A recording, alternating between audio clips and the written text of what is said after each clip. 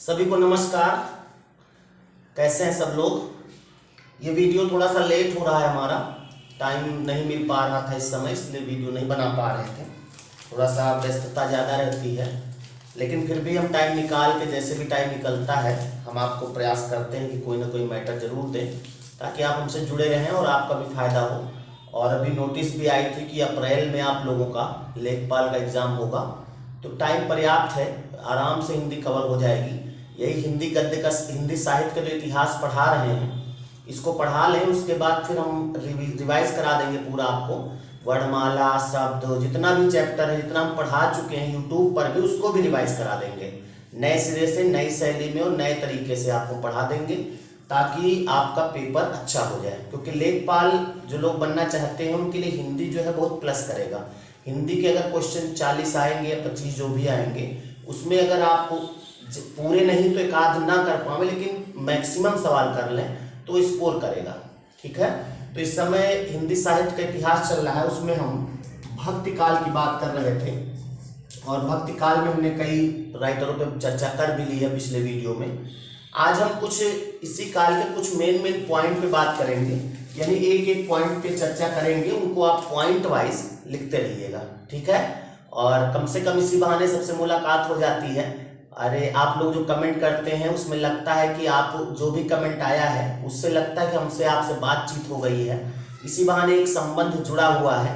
हम तो यही चाहते हैं कि जितने लोग भी वीडियो देखें एक कमेंट जरूर कर दिया करें, और ज़्यादातर लोगों को मैं जानता भी हूँ और जिनको नहीं जानता हूँ इसी माध्यम से जान जाता हूँ, अच्छा लगता है। ठीक है, बाकी अगर कोई आपको लगता है कि नहीं इसको और ये पढ़ा दिया जाए तो आप कमेंट करके बताइए, और अगर कमेंट नहीं कर पा रहे हैं तो आप व्हाट्सएप कर दीजिए। आपको मालूम है हमारा व्हाट्सएप नंबर सभी को मालूम है, और जिनको नहीं मालूम, मान लिया नए जुड़े हैं, तो 8858012333 यही हमारा एक नंबर है। इसी पर हम कॉल हो सकता ना उठा पाओगे क्योंकि व्यस्तता रहती है, लेकिन व्हाट्सएप पे अगर आपका मैसेज कोई आया तो हम रिप्लाई जरूर करेंगे।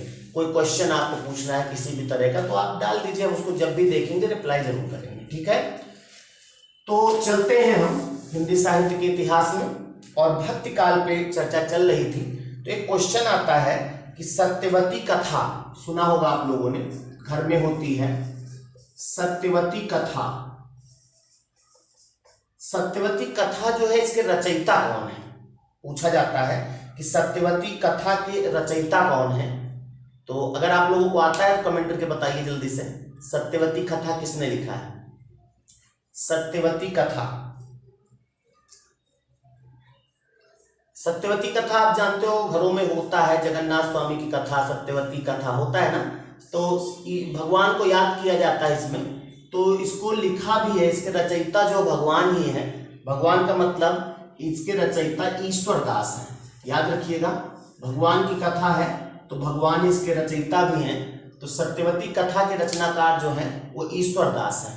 ठीक है, तो इस पॉइंट को लिख लें, एक पॉइंट लिख लो, सत्यवती कथा,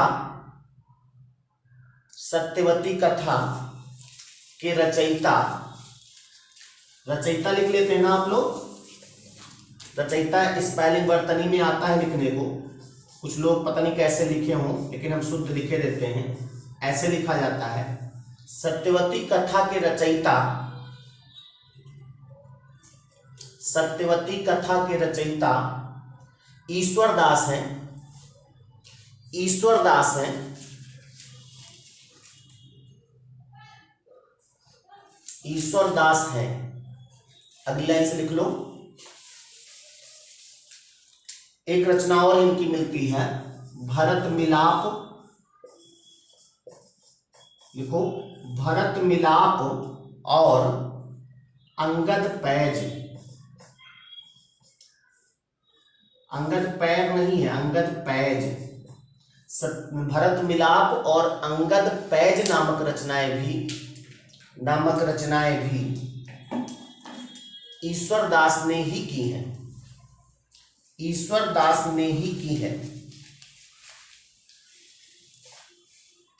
तो ये ईश्वर दास से दो पॉइंट थे।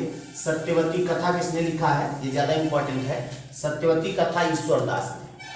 एक और आता है एक है स्वमुखी संप्रदाय, हमने जब लिखाया पिछले भाग में जिसकी चर्चा की थी। स्वमुखी संप्रदाय पूछा जाता है, स्वमुखी संप्रदाय की स्थापना किसने की थी?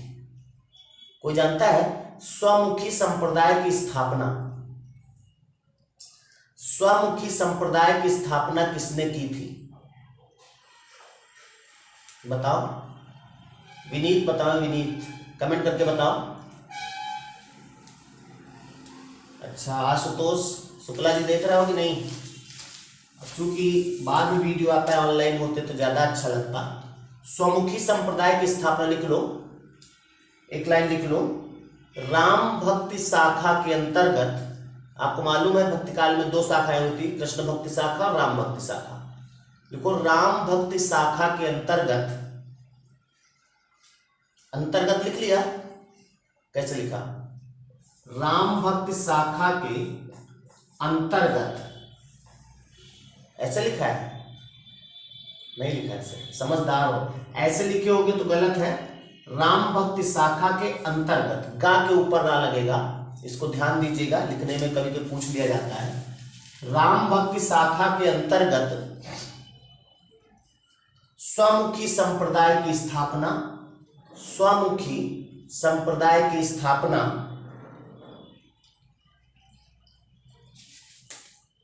रामचरण दास ने की थी। रामचरण दास, रामचरण दास ने की थी। रामचरण दास ने की थी।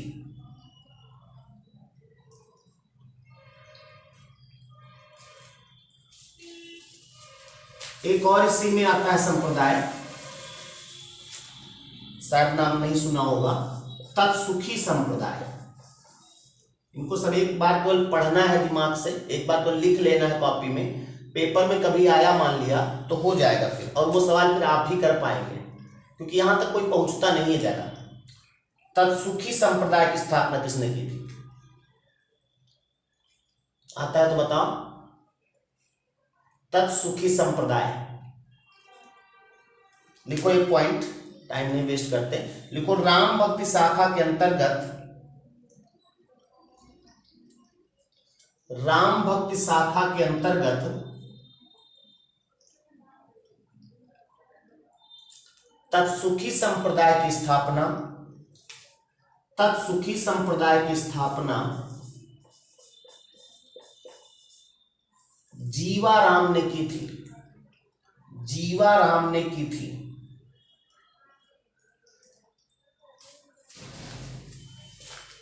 किसने किया था? जीवाराम। एक रचना और है, आप लोग जानते होंगे, इसके राइटर लगभग सभी लोग जानते होंगे, हमें उम्मीद है। कवि प्रिया, जानते हो? कवि प्रिया किसने लिखा है? कवि प्रिया, रसिक प्रिया और रामचंद्रिका, ये सब जानते हो किसकी रचना है? हाँ बिल्कुल बिल्कुल सही आंसर आप बता रहे हैं, केशवदास। तो लिख लो एक पॉइंट, लिख लो जरूर, आता तब भी लिख लो, उसमें 1-2 रचनाएं और बढ़ा देंगे। लिखो कवि प्रिया, कॉमा रसिक प्रिया, कवि प्रिया, रसिक प्रिया, रामचंद्रिका, रामचंद्रिका, विज्ञान गीता,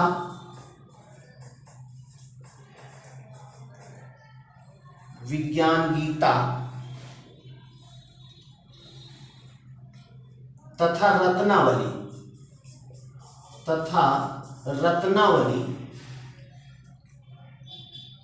तथा रत्नावली नामक रचनाएं केशवदास की हैं। किसकी रचनाएं सभी? केशवदास, केशवदास के सभी रचनाएं केशवदास की हैं।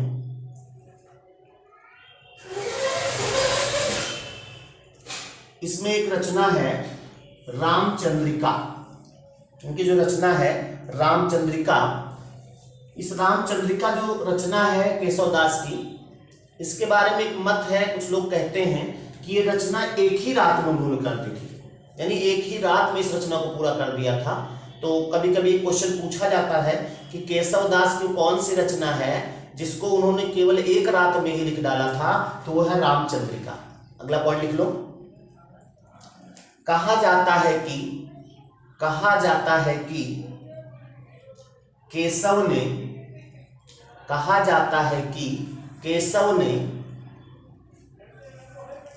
रामचंद्रिका को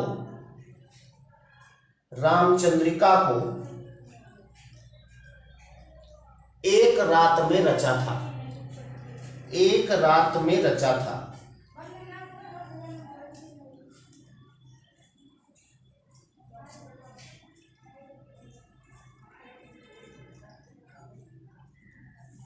रामचंद्रिका को उन्होंने एक रात में ही रचा था, मतलब बहुत जल्दी रचा गया, कहने का मतलब ये। मिटा दें।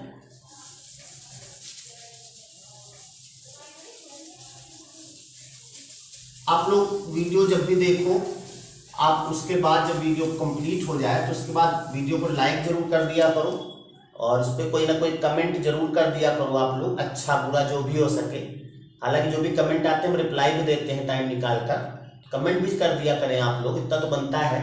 और वीडियो को आप शेयर जरूर कर दिया करो, ना कुछ करो किसी को भेजो तो अपने स्टेटस पर उसकी लिंक लगा दो, तो थोड़ा बहुत तो लोगों तक पहुंच ही जाएगा, ठीक है। तो इसके बाद और भी राम भक्ति शाखा के प्रमुख रचना और रचनाकार हैं, उनको भी लिख लिया जाए। एक हमने लिखाया है ध्यान मंजरी। ध्यान मंजरी किसने लिखा है? हमने लिखाया पीछे। ध्यान मंजरी रचना किसकी है? नहीं मालूम?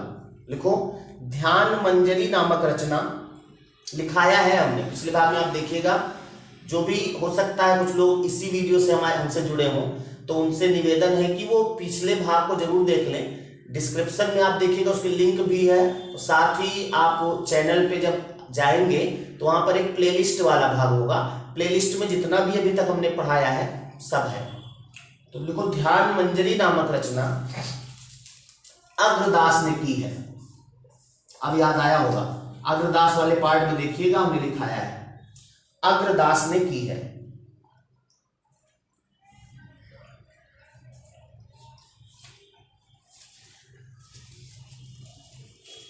एक रचना और है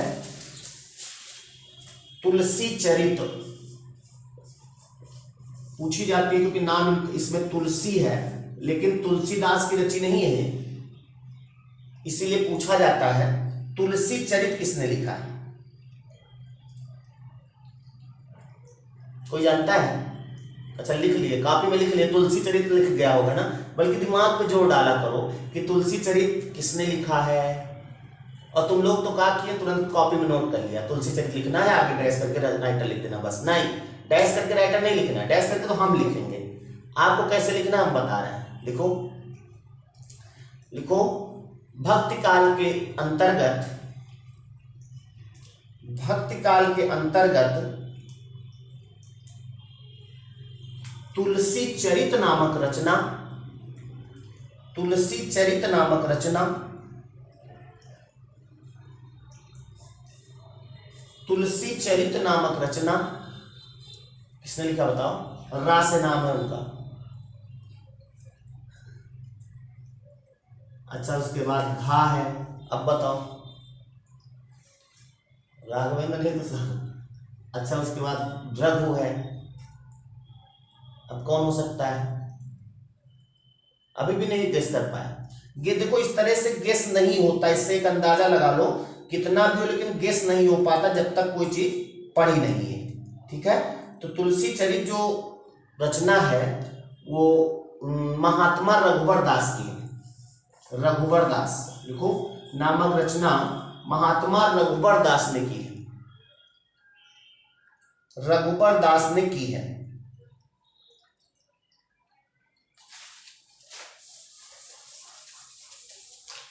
ये सब भक्ति काल से संबंधित है रचनाएं। एक है कवित्त रचनाकर। कवित्त रचनाकर, ये रचना है, किसने लिखा है इसको? लिखो, कवित्त रचनाकर के रचयिता, कवित्त रचनाकर के रचयिता, कहीं कहीं रचनाकर कहीं रचनाकार भी मिल जाता है। कवित्त रचनाकर के रचयिता सेनापति हैं, सेनापति भी एक कवि हुए हैं, सेनापति।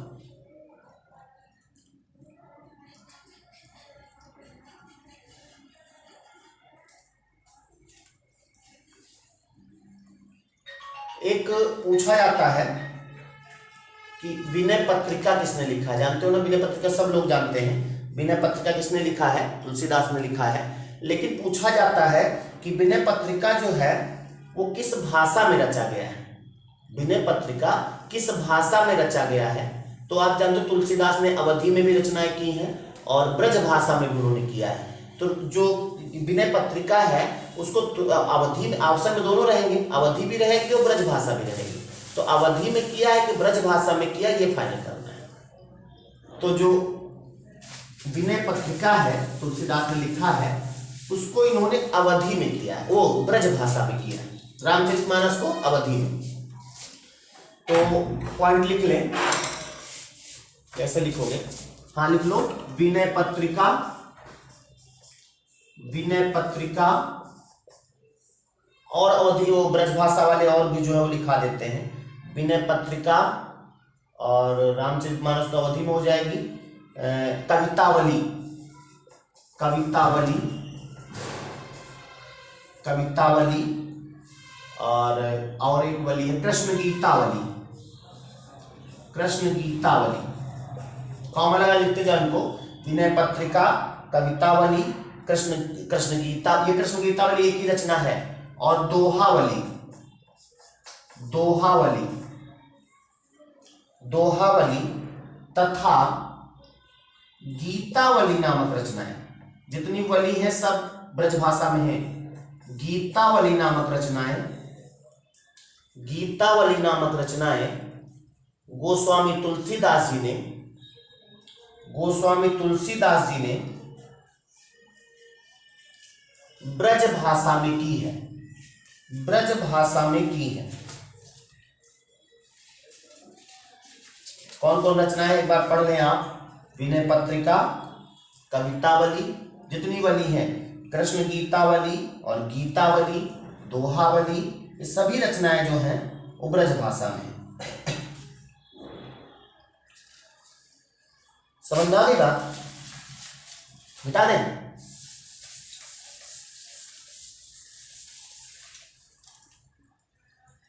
अगला एक क्वेश्चन पूछा जाता है,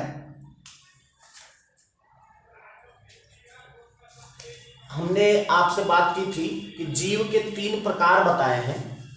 एक याद करिए, एक भाग में हमने बताया था जीव के 3 प्रकार बताए थे, प्रवाह जीव, मर्यादा जीव और पुष्ट जीव। याद आया? पूछा जाता है किसने माना था, ये तो सबको बता देना चाहिए। हम एक क्वेश्चन लेते हैं, इसका आप आंसर हमें कमेंट करके बताइएगा। एक क्वेश्चन लिखो, एक क्वेश्चन लिखो, जीव के 3 प्रकार, और जिसको आता है अभी कमेंट कर दो, नहीं तो बाद में देख के पीछे करिएगा। पीछे भाग में हमने बताया है इस चीज को। जीव के 3 प्रकार, प्रवाह जीव, जो हमने स्क्रीन वाला वीडियो दिया है जिसमें हम फेस नहीं दिख रहा था उसमें बताया था। जीव के 3 प्रकार, प्रवाह जीव और पुष्ट जीव, और एक जीव था क्या? मर्यादा जीव, मर्यादा जीव। जीव के 3 प्रकार किसने माना है? ये सवाल है, आपको आंसर जो है कमेंट करके बताना है, किसने माना है। अगर आंसर आप बिना देखे अगर आप कमेंट कर दिए, पीछे भाग ना देखे, तो हम समझ जाएंगे मन लगा के आप लोग पढ़ रहे हैं। और अगर देख के किए तो कोई बात ही नहीं। अब जब कमेंट करिएगा उनका नाम ब्रैकेट में लिख दीजिए बिना देखे, और अगर देख के किया हो तो आप बता दीजिए देख के बताया है, ठीक है। प्रवाह जीव, पुष्ट जीव, मर्यादा जीव, किसने बताया है ये? इसी तरह क्वेश्चन वहां भी आएगा, तो अगर आपको दिमाग में है तो आ जाएगा, नहीं तो फिर इधर उधर आप देखेंगे। अगला क्वेश्चन जो आपसे ही है, हो सकता है हमने बताया हो, नहीं बताया। एक है कथन है, पूछा जाता है कथन किसका है। कथन क्या है? पुष्टि मार्ग का जहाज जात है, पुष्टि मार्ग का जहाज जात है, पुष्टि मार्ग का जहाज जात है, सो जाको कछु लेना हो सो लेओ, सो जाको ये उसी भाषा में है, कछु लेना हो, जाको कछु लेना हो सो लेओ, हो सो लेओ, ये कथन है। पूछा जाता है कथन किसका है। लेओ लिखा है, पुष्टि मार्ग लिखा है, पुष्टि मार्ग का जहाज जात है, सो जाको कछु लेना हो सो लेओ। पूछा जाएगा ये जो है कथन किसका है, तो लिख लो इस लाइन को, पुष्टि मार्ग का जहाज जात है, सो मतलब इसलिए जाको कछु यानी जिसको जो कुछ लेना हो सो ले लो, जाको कछु लेना हो सो ले। ये कथन किसका है? ये कथन है गोसाई विट्ठलनाथ का, गोसाई विट्ठलनाथ, गोसाई विट्ठलनाथ।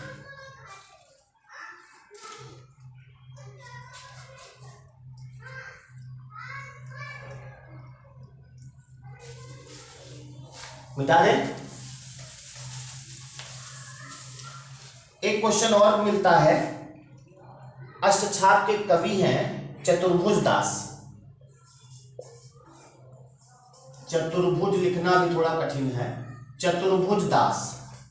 पूछा जाता है चतुर्भुज दास किसके पुत्र थे, क्योंकि इनके पुत्र जो है, इनके पिताजी ज्यादा फेमस थे। चतुर्भुज दास किसके पुत्र थे? नहीं मालूम, लिख लो एक पॉइंट, लिखो अष्टछाप के कवि, अष्टछाप के कवि, अष्टछाप के कवि चतुर्भुज दास, चतुर्भुज दास, चतुर्भुज दास कुंभन दास के पुत्र थे, कुंभन दास के पुत्र थे।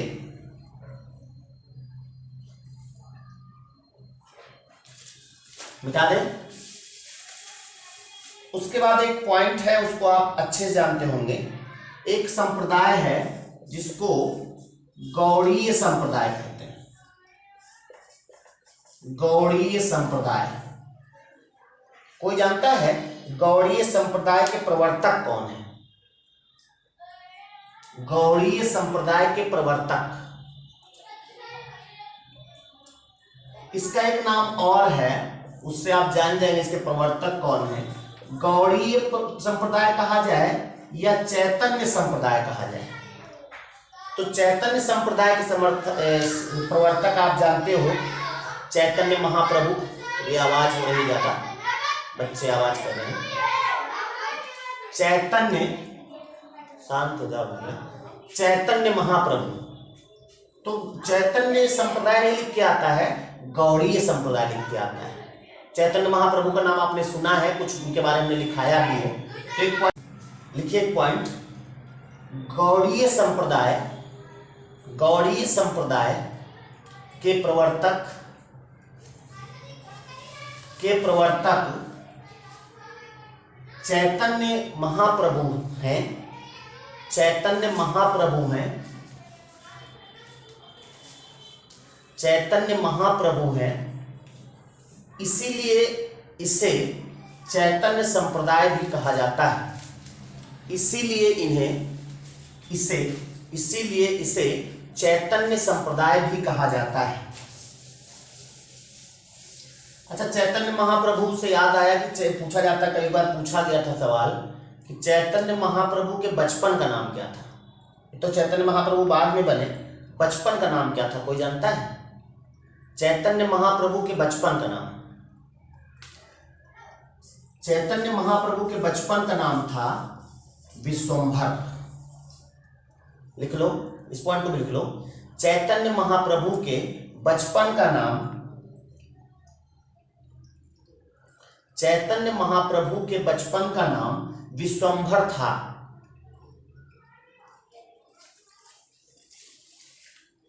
चैतन्य महाप्रभु के बचपन का नाम विश्वंभर था।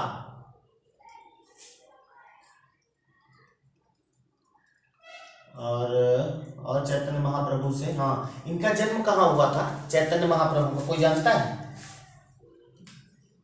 जन्म इनका बंगाल में हुआ। तो बंगाल में एक स्थान था नवद्वीप,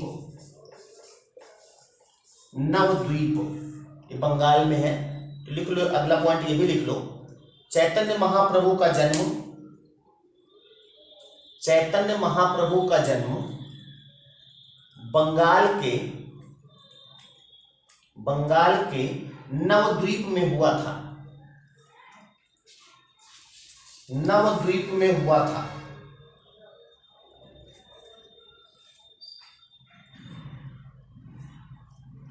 नवद्वीप में हुआ था। और एक चीज और इससे लिख लिया जाए, इनके गुरु का नाम, चैतन्य महाप्रभु के गुरु कौन थे? नाम आया तो जो भी पॉइंट लिख लिए जाए, चैतन्य महाप्रभु के गुरु कौन थे? तो लिख लो, चैतन्य महाप्रभु के गुरु केशव भारती। केशव भारती।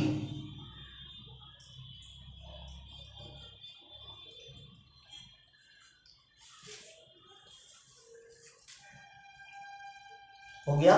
तो ये कुछ पॉइंट चैतन्य महाप्रभु से थे।